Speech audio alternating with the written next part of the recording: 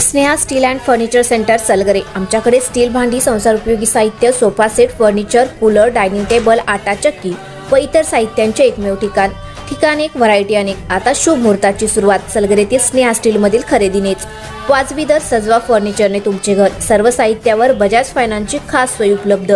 Steel भांड्यांना 5 वर्षे guarantee, तर furniture साहित्यास किडवाळीपासून life time warranty.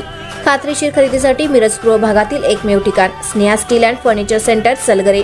आमचा पत्ता रवींद्र वस्त्रनिकेतन शेजारी सलगरे। संपर्क 90 96 25 91 38। प्रत्येक बातमीतील घटनेच्या वास्तविकतेची तुलना थेट पाहत रहा चांगली अपडेट। मिरज पंढरपूर रोडवरील भोसे फाटा येथे झालेल्या 2 4-चाकीच्या भीषण अपघातात दोघेजण जागीच ठार झाले असल्याची माहिती मिरज ग्रामीण पोलिसांनी दिली। यामध्ये अनिकेत निवृत्ती एकल वय 24 राहणार बजरंग नगर कुपवाड आणि राजेश गोकुळराव जाधव वय 26 राहणार बजरंग नगर कुपवाड या दोघांचा जागीच मृत्यू झाला आहे। याबाबत अधिक माहिती अशी की रत्नागिरी नागपूर राष्ट्रीय महामार्गावर मिरजकडे येणारी MH02 JP 1663 ही कार गाडी भरधाव वेगात होती। यावेळी चालकाचा गाडीवरील ताबा सुटला आणि रस्त्याच्या मध्ये असलेल्या डिवायडरवरून गाडी पलीकडील रस्त्यावर गेली। त्याचवेळी समोरून येणाऱ्या हुंदाई कार MH13 CS 8599 4-चाकी गाडीवर जाऊन आदळली।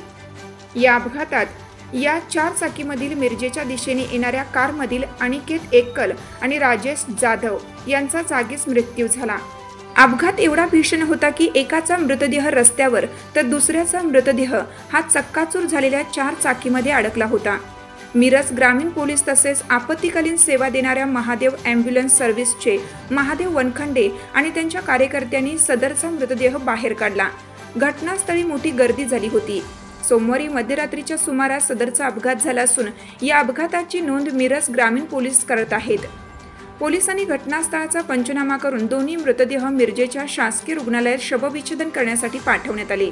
मयत दोघे हे कुपवाडमधील आहेत। सांगोला येथे काही कामानिमित्त ते गेले होते, तर ह्युंदाई कारमधील प्रवासी हे पंढरपूरच्या दिशेने जात होते। दोन्ही वाहनांचे मोठ्या प्रमाणात नुकसान झाले आहे। अपघातामुळे काही काळ वाहतूक ठप्प झाली होती। याबाबतचा पुढील तपास मिरज ग्रामीण पोलीस करीत आहेत।